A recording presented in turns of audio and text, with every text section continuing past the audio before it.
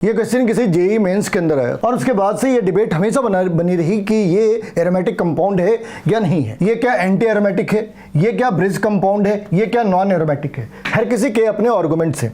ये anti aromatic क्यों हो सकता है? क्योंकि यहाँ पे 8 पाई इलेक्ट्रॉन है, तो अगर 8 पाई इलेक्ट्रॉन है तो इसे एंटी एरोमेटिक होना चाहिए। क्या ये ब्रिज कंपाउंड है? क्या ये नॉन एरोमेटिक है? क्योंकि यहाँ पे 2 sp3 हाइब्रिडाइज कार्बन है और एरोमेटिक तो है ही, क्योंकि हम ऐसे एज्यूम करके चल रहे हैं कि ये चीजें एरोमेटिक होती है। अब लोग की क्या तकलीफ है, लोग इसका नाम नहीं जानते और इसके बारे में अपनी धारणा बना लेते हैं। आप लोगों से पूछो भाई इसका नाम तो बता दो, इसका नाम क्या है, बाकी सारी बातें उसके बाद करते हैं। 1,2-डाइहाइड्रोनेफ्थलीन, 1,2-डाइहाइड्रोनेफ्थलीन, कहीं कहीं तुम्हें 1,2-टेट्राहाइड्रोनेफ्थलीन भी लिखा मिलेगा, वो भी इसका एक नाम है, but more popular is the 1,2-डाइहाइड्रोनेफ्थलीन। अब ये एरोमेटिक है या नहीं है, ये इसके बारे में बहस करते हैं। तो सबसे पहले इस वाली बात को डिस्कस करते हैं कि क्या ये ब्रिज कंपाउंड है। सबसे पहले हम कौन सी पॉसिबिलिटी रूल आउट कर सकते हैं? क्या ये ब्रिज कंपाउंड है? आंसर है नहीं। मगर कैसे ब्रिज कंपाउंड हो सकता है? हमने इसे नहीं क्यों बोला? नहीं इसलिए बोला क्योंकि ब्रिज कंपाउंड में कभी भी डबल बॉन्ड नहीं हो सकते।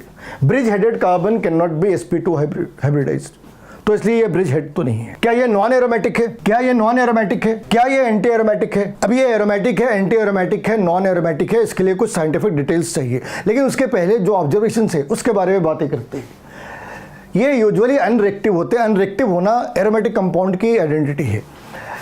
ये जनरली नॉन पोलर और हाइड्रोफोबिक होते हैं। ये एंटी एरोमेटिक भी हो सकते हैं, नॉन एरोमेटिक भी हो सकते हैं। High carbon hydrogen percentage, high carbon hydrogen ratio, तो ये भी एक तरीके से एरोमेटिक कैरेक्टर का पार्ट हो सकता है। ये एंटी एरोमेटिक का भी पार्ट हो सकता है। दे burn with the CT flame, ये वापस एक बारी एरोमेटिक और एंटी एरोमेटिक दोनों के पार्ट हो सकते हैं। लेकिन यहाँ पे एक चीज़ है कि अगर ये एंटी एरोमेटिक है या नॉन एरोमेटिक है तो थर्मल स्टेबिलिटी इनकी ज़्यादा क्यों है? और यहाँ से ही वो सारी डिस्कशन स्टार्ट होती है कि ये एंटी एरोमेटिक या नॉन एरोमेटिक या एरोमेटिक है या नहीं। तो पहली बात NMR स्पेक्ट्रोस्कोपी के साथ है कि अगर ये NMR स्पेक्ट्रोस्कोपी है तो यहाँ पे सिग्नल 120 से 160 के बीच आने चाहिए। अगर 120 से 160 के बीच है तो एरोमेटिक मान सकते हैं, और अगर बहुत ज़्यादा डेविएशन है तो फिर अपने 2 ऑप्शंस खुले रहते हैं, नॉन एरोमेटिक या एंटी एरोमेटिक। एक दूसरा पार्ट है aromatic compounds display pi transition typically between 200 to 400 nanometre range, 200 to 400 nanometre range. जो नॉन एरोमेटिक कंपाउंड्स हैं वो इस तरह के एब्जॉर्प्शन पिक को रिस्पॉन्ड नहीं करते, लेकिन जो नॉन एरोमेटिक हैं वो इस तरह के एब्जॉर्प्शन पिक को रिस्पॉन्ड नहीं करते। तो हमने अपनी कन्वीनियंस के लिए 2 चीज़ें ले रखी है, नेफ्थलीन जिसके बारे में कोई शक नहीं, और दूसरा ये डेरिवेटिव 1,2-डाइहाइड्रोनेफ्थलीन। अब इसे 1,2-डाइहाइड्रो क्यों कहते हैं? क्योंकि नेफ्थलीन की जो बॉन्डिंग है, नेफ्थलीन की बॉन्डिंग से हमने एक डबल बॉन्ड गायब कर रखी है, एक डबल बॉन्ड गायब कर रखी है, उसकी जगह पे 2 हाइड्रोजन डाल रखे हैं, इसलिए इसका ये नाम है। अगर हमने नेफ्थलीन के बारे में बात करी तो वो डायमैग्नेटिक एनाइसोट्रॉपिक शो करता है। डायमैग्नेटिक एनाइसोट्रॉपिक शो करता है क्योंकि जो उसके पाई बॉन्ड है वो पाई इलेक्ट्रॉन्स हैं वो कॉन्जुगेशन के अंदर है और वो एक फील्ड क्रिएट करते हैं। लेकिन वहाँ पे ही जो 1,2-डाइहाइड्रो है, यहाँ पे डाइहाइड्रो भी बताया था, अभी हम लोगों ने डिस्कस करा था, इसे डाइहाइड्रो भी लिखते हैं, टेट्राहाइड्रो भी लिखते हैं, मगर डाइहाइड्रो इज मोर कॉमनली यूज क्योंकि पाई बॉन्ड की उतनी जबरदस्त कॉन्जुगेशन है नहीं। लेकिन अगर वो एंटी एरोमेटिक होता या फिर नॉन एरोमेटिक होता तो फिर बिल्कुल भी नहीं होना था। अगर वो कुछ एक्सटेंट तक शो कर रहा है यानी कि it is related to aromatic character rather than anti-aromatic character और नॉन एरोमेटिक कैरेक्टर, तो यहाँ पे अगर उसकी शैडो भी दिख रही तो इसका मतलब है this can be linked with the aromaticity rather than non aromatic character और एंटी एरोमेटिक कैरेक्टर। अगर हमने नेफ्थलीन ली तो जो केमिकल शिफ्ट है वो 6.5 से 8 के ऊपर है और ये है बिकॉज ऑफ 8 हाइड्रोजन, ठीक है। लेकिन अगर हमने इस वाली कंपाउंड को पकड़ा तो यहाँ पे 2 तरह के ट्रांजिशन है, एक 2 से 2.5 और एक 6.5 से 8, यानी एग्जैक्टली इस वाली पार्ट में, इस वाली पार्ट की एग्जैक्ट रेप्लिकेशन है, एग्जैक्टली रेप्लिकेशन है। अगर ये एग्जैक्ट रेप्लिकेशन है तो this can be correlated with aromatic behaviour because this compound is a certified aromatic compound.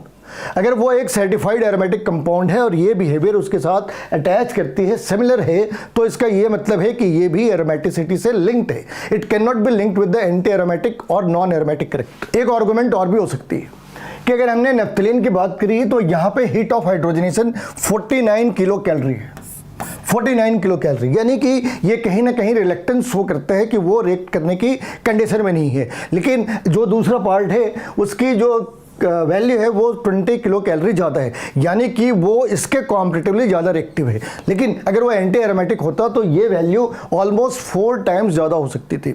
अगर ये नॉन एरोमेटिक होता तब भी ये वैल्यू 3 से 2.5 के बीच ज़्यादा हो सकती थी, मगर यहाँ पे ये वैल्यू इतनी ज़्यादा है ही नहीं।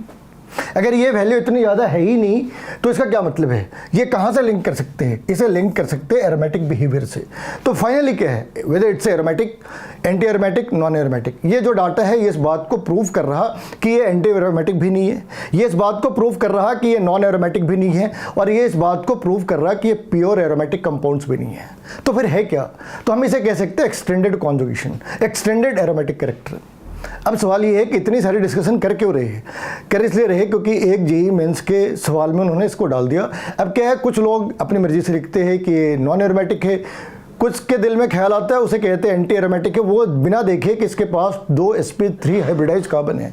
अगर 2 sp3 हाइब्रिडाइज कार्बन आपको नहीं दिख रहा और सिर्फ 8 पाई इलेक्ट्रॉन आपको दिख रही है तो ये आपके लिमिटेड विजन है, सेलेक्टेड विजन है। तो सेलेक्टेड विजन का तो साइंस में कुछ हो नहीं सकता, आप पॉलिटिक्स करें ज़्यादा बढ़िया है। लेकिन साइंस के अंदर आप एक प्रॉपर विजन के साथ जाते हैं, ना कि एक टाइम पे आप ब्लाइंड हो जाते हैं और दूसरी टाइम पे आप टेलीस्कोपिक व्यूज में देखने लग जाते हैं। ऐसा नहीं होता, साइंस के अंदर ऐसा नहीं होता। आप साइंस छोड़ के कुछ और काम कर ले। लेकिन यहाँ पे हम ये जरूर कह सकते हैं कि हाँ, ऐसे सवाल जेईई मेंस को इस लेवल पे उठाने नहीं चाहिए थे, ये उनकी गलती है। लेकिन अगर उन्होंने उठा भी दिया तो ये इसका डिस्कशन है। तो ये बातें तुम्हें समझ आ गई? नीचे कमेंट बॉक्स में तुम्हें लिखना है।